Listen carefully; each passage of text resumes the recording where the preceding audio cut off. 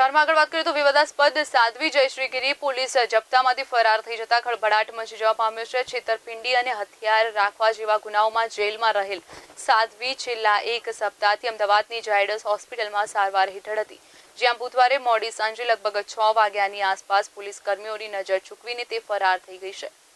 બનાસકાંઠા જિલ્લાના વડગામ મઠની વિવાદાસ્પદ સાધ્વી જયશ્રીગીરી પોલીસ જપ્તામાંથી ફરાર થઈ જતા ખળભળાટ મચી જવા પામ્યો છે।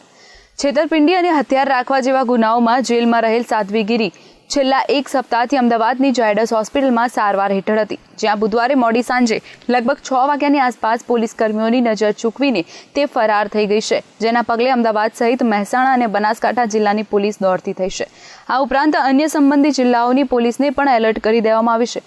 સાધ્વી જયશ્રીગીરી પોલીસ કસ્ટડીમાં હતી, જો કે તેની તબિયત લથડતા તેને એક સપ્તાહથી અમદાવાદના સોલા વિસ્તારમાં આવેલ ઝાયડસ હોસ્પિટલમાં દાખલ કરવામાં આવી હતી।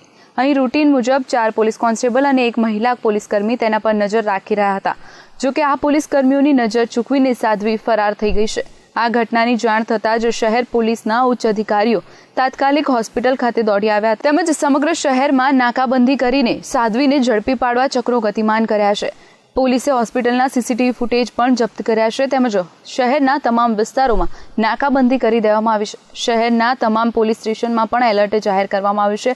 મહત્વનું છે કે બનાસકાંઠા જિલ્લાના વડગામ મઠની સાધ્વી ઉપર અલગ અલગ જગ્યાએ છેતરપિંડી, દારૂનું વેચાણ, ગેરકાયદેસર હથિયારો રાખવા સહિતના મુદ્દે ફરિયાદ નોંધાયેલી છે, જેના કારણે તેની ધરપકડ કરવામાં આવી હતી। Bureau report CN24 news.